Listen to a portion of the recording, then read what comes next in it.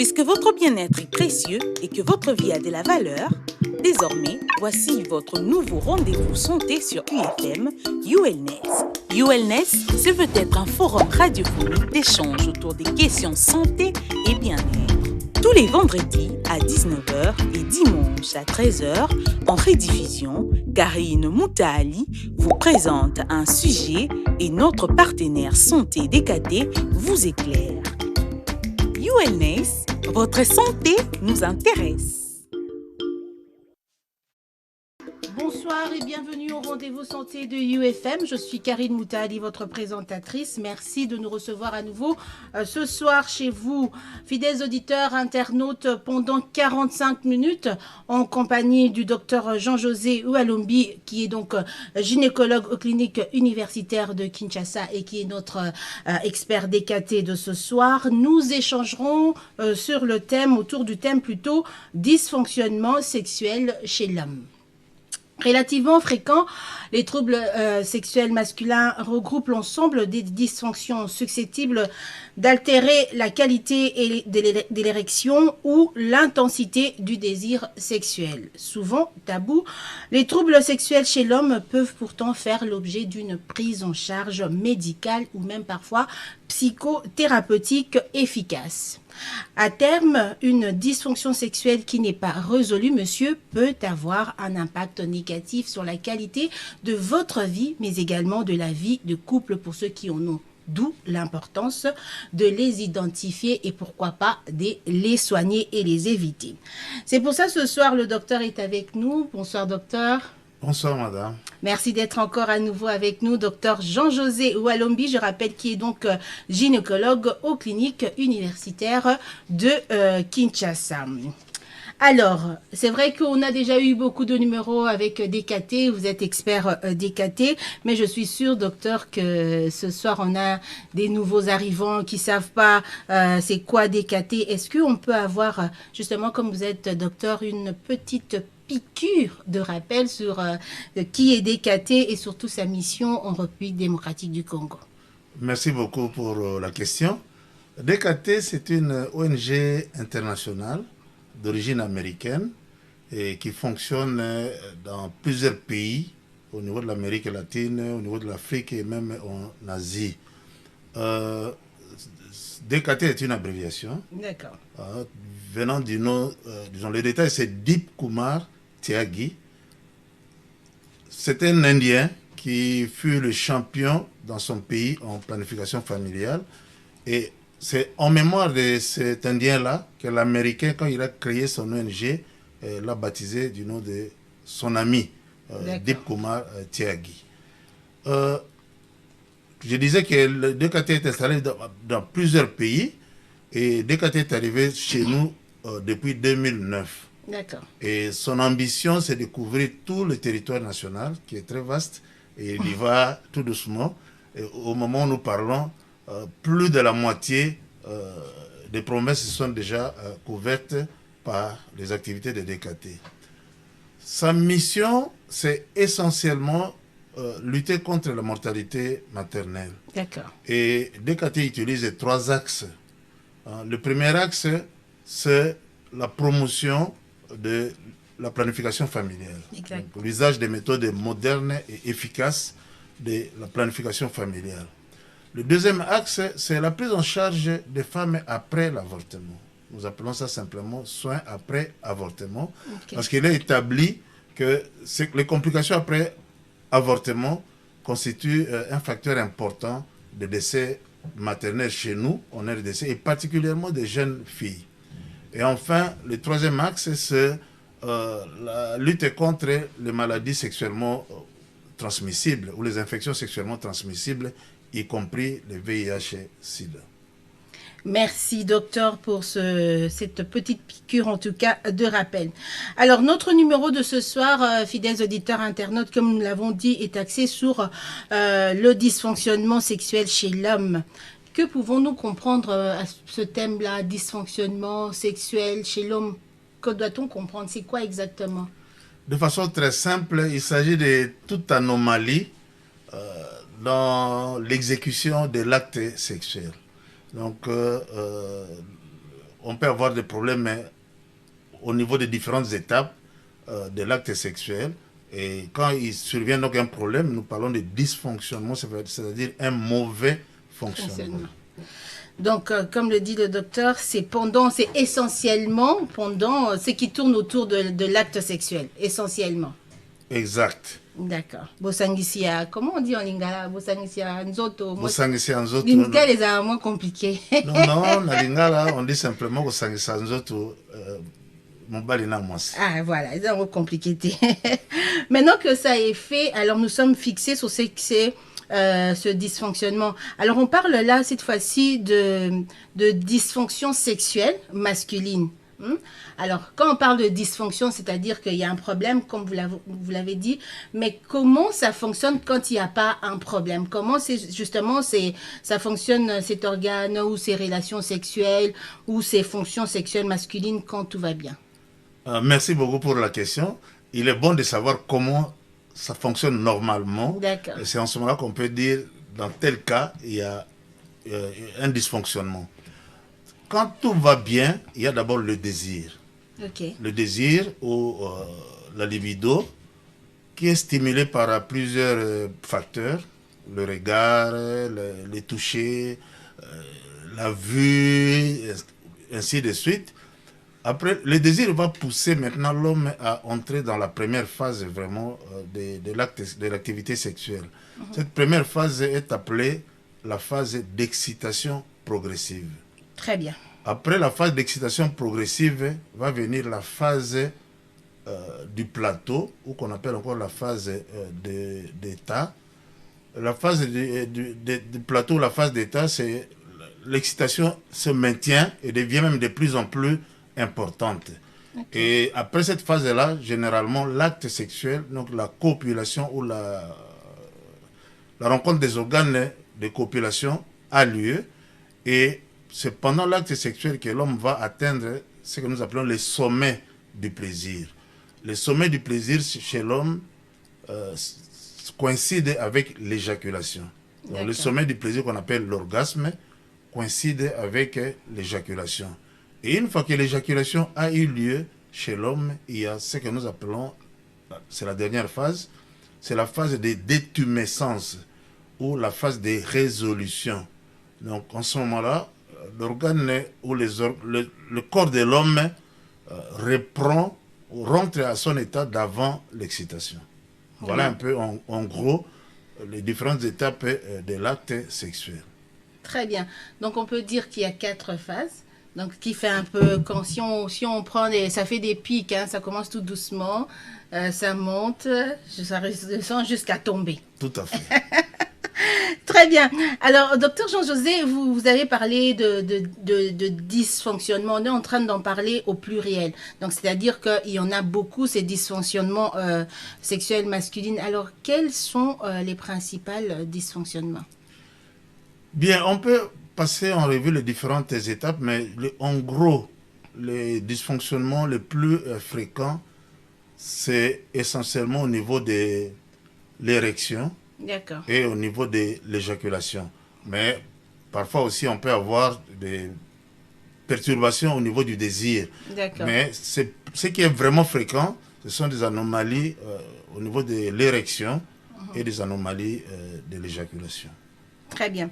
Ça, c'est intéressant. Je rappelle à tous les auditeurs et internautes que nous tournons autour donc de ce sujet, dysfonctionnement sexuel chez l'homme, avec le docteur Jean-José Oualombi, qui est donc expert DKT pour ce soir, pour ce numéro. Alors, je disais que c'était intéressant tout à l'heure. J'ose croire qu'avec ce qu'on a écouté, je pense que les auditeurs aussi en même temps apprennent des choses sur ce sujet. Au regard de ce que vous venez de dire, est-ce que nous serons en droit de dire que tout homme qui a des difficultés au niveau de l'érection ou avoir une érection serait nécessairement sujette, on va dire, à une dysfonction érectile? Comme je l'ai dit tout à l'heure, les dysfonctions érectiles constituent un grand groupe dans les dysfonctionnements sexuels. Alors, les dysfonctions érectiles une dysfonction érectile, c'est-à-dire un trouble de l'érection, peut être passager. Le trouble d'érection peut être passager, mais il devient anormal lorsque il se répète.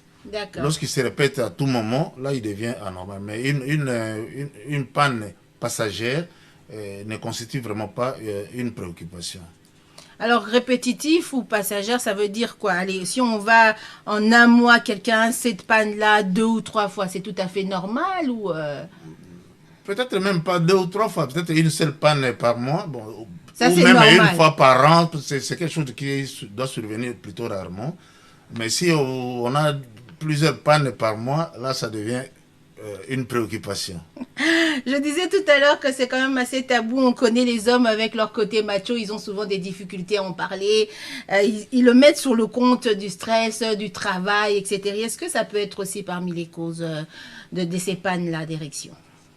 C'est même la cause principale. C'est-à-dire le problème psychologique. D'accord. Ça constitue vraiment la majeure partie des problèmes qui aboutissent à des dysfonctionnements sexuels, particulièrement à des pannes érectiles.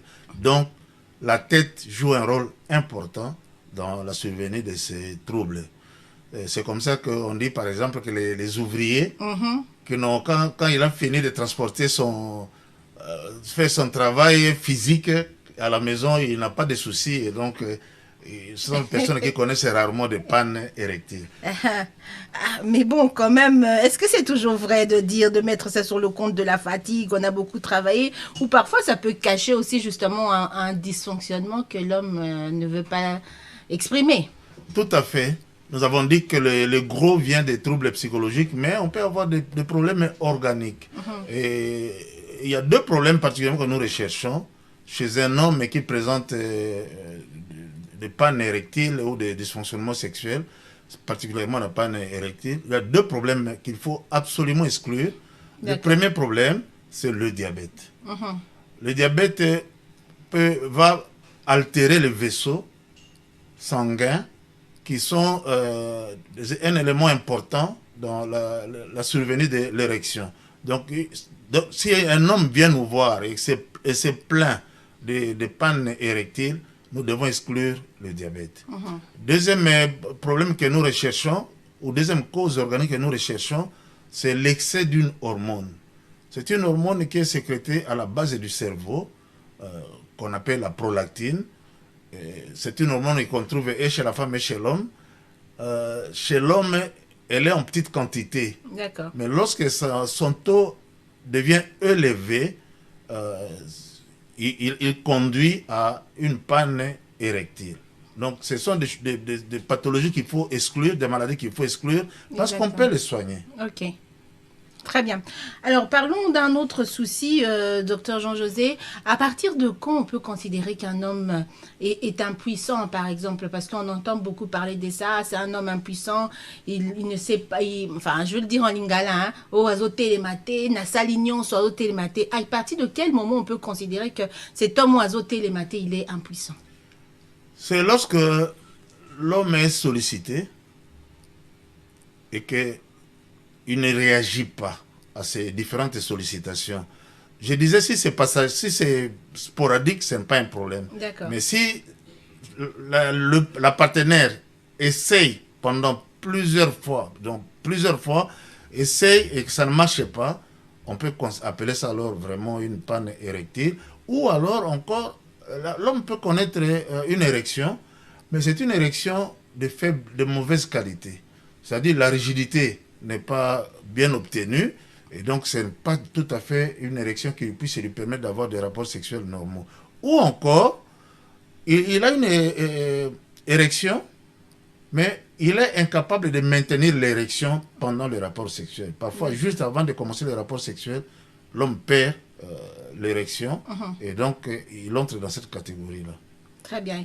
Là, on pourrait le considérer comme donc un homme impuissant. Est-ce qu'un homme impuissant aussi, c'est quelqu'un qui a cette éjaculation, il ne traîne pas, mais il y a une éjaculation précoce, par exemple?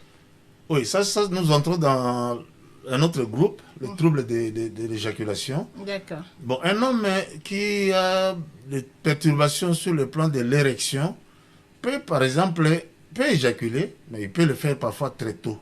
D'accord. Peut le faire très tôt, et alors là, ça entre dans les éjaculations précoces.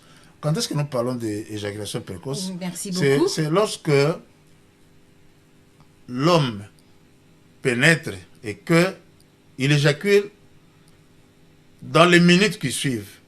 Nous appelons ça éjaculation précoce. Parfois même avant la pénétration, l'homme peut éjaculer. Ça entre dans les troubles d'éjaculation que nous appelons éjaculation précoce. Alors, une éjaculation normale, docteur Jean-José, peut arriver après combien de minutes de coït ou je sais pas que ce que dit, introduction, c'est sujet compliqué. Bien, là, je me réfère à une étude américaine qui a étudié la durée des rapports sexuels avant l'éjaculation. Quelle est la durée moyenne, la durée qui permet à la femme d'être satisfaite. Ils ont établi, par exemple, que si le rapport n'a duré que 5 minutes, très peu de femmes sont satisfaites et ainsi de suite. Alors, cette étude avait conclu qu'une durée autour de 11 minutes satisfait la majorité des femmes. Donc, nous pouvons conseiller aux hommes de se maîtriser et que le rapport dure au moins 10 ou 15 minutes pour que la partenaire soit satisfaite. Messieurs, les hommes, merci de suivre le conseil du docteur. Hein? On a dit minimum. Hein? Très bien, parlons docteur facteur âge. Est-ce que ça entre en compte? Est-ce que forcément, quand on est plus jeune, on n'a pas vraiment des problèmes d'impuissance ou bien ça n'a pas d'âge, peu importe? Bon, il y a une hormone chez l'homme qui joue un rôle important dans la sexualité. C'est une hormone qui est produite par les testicules.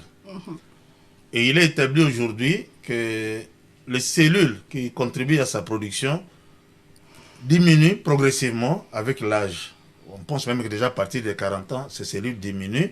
Donc cette hormone-là, le testostérone, son taux également diminue. Mais le comportement de l'homme varie vraiment d'une personne à une autre.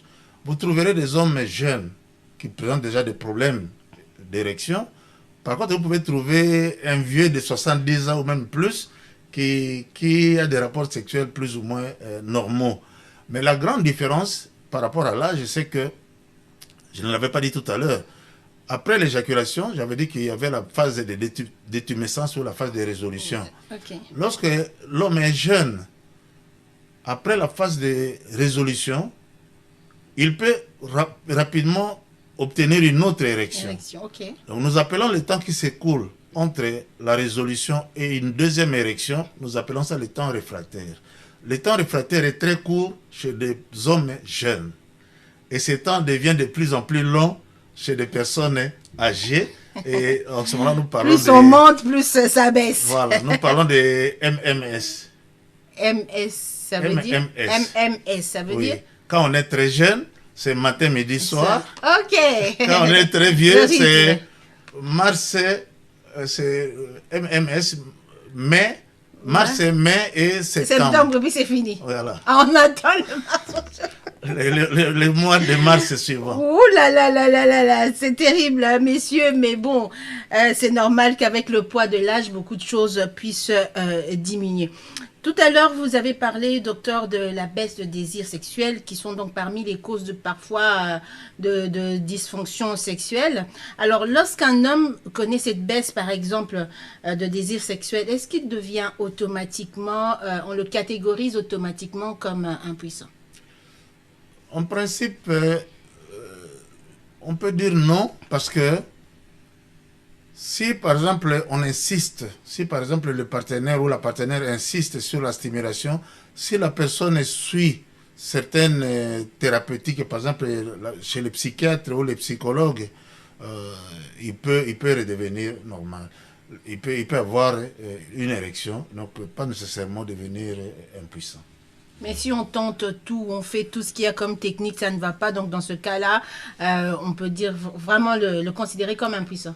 Si ce sera en fait une dépression, c'est au niveau de sa tête qu'il ne sera plus attiré par l'acte sexuel. Et en ce moment-là, s'il n'est plus attiré par l'acte sexuel, ça va entraîner presque d'emblée une impuissance. Parce que l'impuissance va lui permettre de ne même plus solliciter l'acte sexuel.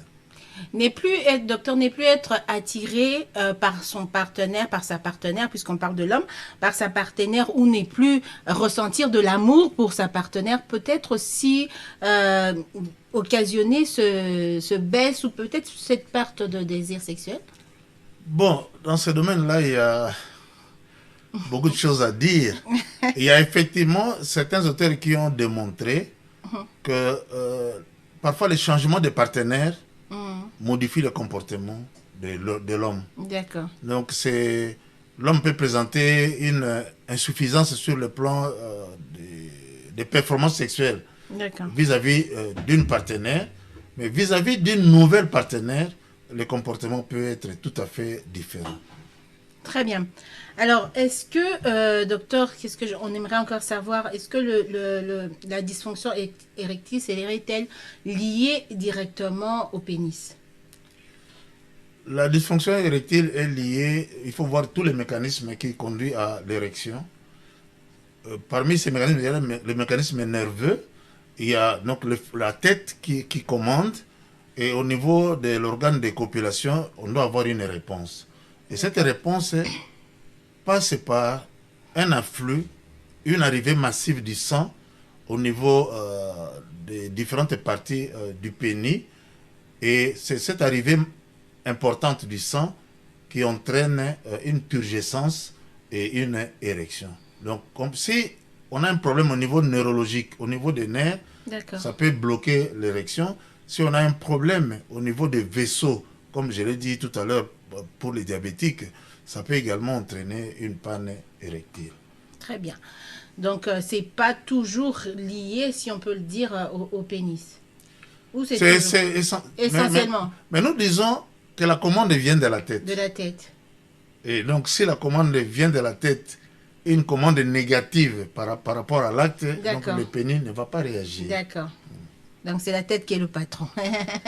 Il y a une coopération. Ah, c'est comme un mariage, donc, ok, très bien. Il y a une coopération entre les différentes parties du corps. Très bien. Parlons à présent libido, puisque vous l'avez soulevé un peu plus haut. Est-ce que les hommes qui sont justement atteints de dysfonction sexuelle, ils en ont ou ils en ont pas? Quand on a des pannes, etc., est-ce qu'on arrive quand même à avoir la libido ou pas? Bien, une personne qui perd la libido, c'est déjà un problème sexuel. D'accord. S'il perd la libido, de façon répétée, ça peut conduire soit à une panne érectile, ou ça peut conduire encore à des troubles d'éjaculation. Donc la perte de la libido fait partie des anomalies du comportement sexuel. Très bien, donc il fait partie de dysfonction sexuelle en même temps.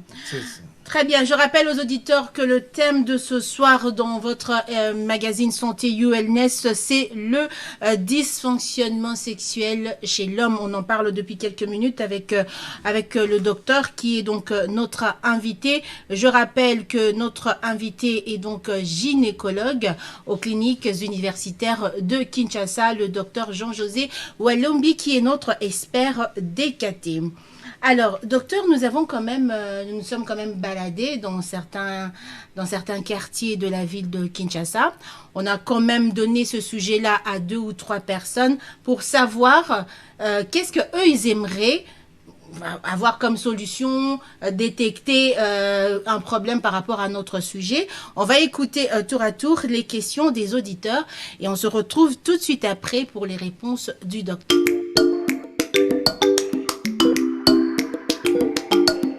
Wellness, votre rendez-vous santé sur UFM. Bonjour UFM, je suis Monsieur Rachidi Mata. Ma question est la suivante. Le fait de regarder régulièrement le film pornographique peut causer des problèmes sexuels chez l'homme? Bonjour, je me nomme Matalanga Munda Bisserage, entrepreneur. Nangina Tuna, en fait, nana ba question mibali, question libosseuse abouy.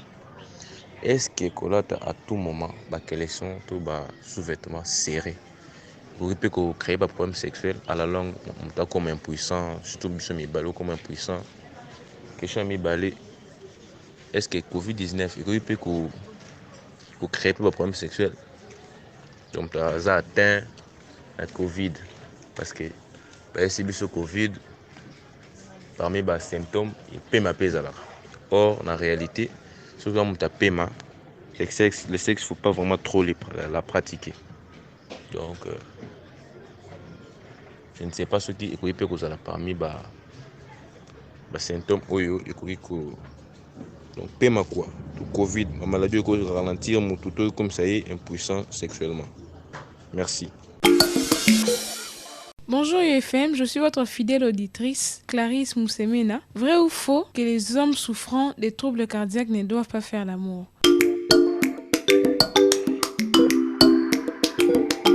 ULNES, votre rendez-vous santé sur UFM.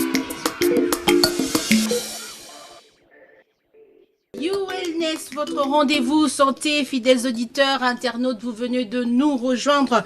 Nous sommes en direct. Nous rappelons que vous pouvez suivre cette émission sur YouTube, mais également sur notre appli radio Urban FM 94.7. C'est pareil pour YouTube aussi. Urban FM, l'application radio téléchargeable sur Play Store. Vous venez de nous rejoindre. Nous parlons du dysfonctionnement sexuel chez l'homme et on en parle depuis quelques minutes. Là, on vient d'écouter quelques questions des auditeurs. On va revenir là-dessus, mais avant, on va faire un petit jeu, en tout cas un petit questionnaire. On a envie de mettre à l'aise nos auditeurs. Notre partenaire DKT se dit, voilà, il y a des auditeurs, il y a des gens qui nous suivent, on a envie d'être ensemble avec eux.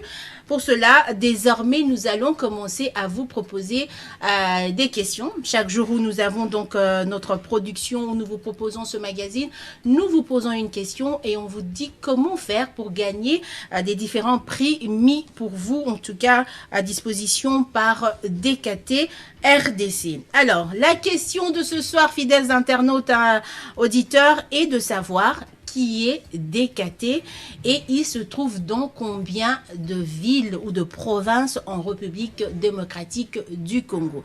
C'est la question du jour. Alors, vous nous dites c'est qui ou c'est quoi DKT, c'est vous qui le savez. Et vous nous dites aussi, ce DKT, il est présent en République démocratique du Congo, oui, mais dans combien de provinces? Alors, répondez correctement à la question et tentez de gagner l'un des cadeaux mis en votre disposition par notre partenaire DKT. Pour répondre, vous appelez au 089 29 17 777. Je rappelle 089 29 17 777 et au prochain numéro, nous allons tirer au sort le gagnant. Nous vous donnerons son nom. Nous allons également mettre en bas de notre vidéo le numéro de téléphone pour répondre à la question ainsi que la question elle-même. Revenons aux questions des auditeurs, docteur Jean-José Walombi. Alors, tout à l'heure, cet auditeur, vous l'avez écouté, il parlait de vêtements serrés, de slip, sous-vêtements serrés, je crois, sous-vêtements serrés. Est-ce que ça peut être une cause de problème d'érection, porter des sous-vêtements serrés? Je dis merci à l'auditeur, mais les vêtements serrés ne sont pas une cause de dysfonctionnement sexuel. D'accord. Ils peuvent par contre être à l'origine de la stérilité masculine. Ah oui. L'homme peut avoir des rapports tout à fait normaux, mais il peut devenir stérile à cause des ports des sous-vêtements serrés. Je m'explique. Très bien, merci beaucoup. Le bon Dieu a mis les testicules un peu en dehors du corps de l'homme. Exactement. Parce qu'ils doivent vivre dans un environnement où la température est légèrement inférieure à la température du corps. Et lorsque cette usine qui produit les spermatozoïdes est en dehors du corps, elle se trouve dans les conditions idéales pour produire les spermatozoïdes. Maintenant, lorsque un homme met un sous-vêtement serré, il plaque, il colle les testicules contre son corps. Donc, il les soumet à des températures élevées. Et lorsque ce geste-là est répété, il contribue à la perturbation de la formation des spermatozoïdes. Le même mécanisme est également évoqué en cas de stérilité chez les boulangers. Ah bon? Qui sont exposés aux températures importantes, oui, de par leur profession. C'est également évoqué chez des chauffeurs de poids lourds qui parfois passent des journées entières assis dans leur cabine où il ne fait pas généralement frais. D'accord. Et donc, leurs gonades, leurs testicules sont collés contre leur organisme. À la longue, ça peut conduire à un trouble de formation des spermatozoïdes et donc à la stérilité. Les rapports sexuels resteront normaux, mais le problème maintenant, ça sera la conception. Donc la qualité des spermes sera vraiment de tout très... à fait altérée. Très bien. Donc on va dire que tous ceux qui travaillent dans les endroits où les températures sont très très élevées et qui restent pendant très longtemps, ont ces dangers des usines, ces genres de choses aussi. Tout à fait. Donc toute exposition prolongée à la température et à des températures élevées, ça conduit à une perturbation de la formation des spermatozoïdes. Très bien. Messieurs, vous qui nous suivez, j'espère que le conseil du docteur va vous aider à éviter les sous-vêtements trop serrés, mais surtout aussi permettez à vos testicules de respirer de temps en temps, évitez de les mettre dans des conditions où les températures sont très très élevées. Alors, il y a un auditeur dans l'audio qui voulait lui savoir si vrai ou faux, des hommes qui souffrent de troubles cardiaques ne doivent pas avoir des rapports sexuels fréquents. Je pense que c'est prudent, tout simplement parce que sur le plan du fonctionnement du corps, d'une façon générale, lors de l'orgasme, il y a une élévation de la tension artérielle. D'accord. Et il y a une accélération du battement cardiaque. Donc si nous ne prenons que ces deux éléments, il est logique de conseiller aux personnes souffrant de problèmes cardiaques d'avoir des rapports sexuels assez espacés, parce que ces deux mécanismes peuvent aggraver leur état de santé. Donc une tension qui s'élève pendant l'acte sexuel et une augmentation de la fréquence cardiaque, ça peut conduire à des problèmes. Très bien.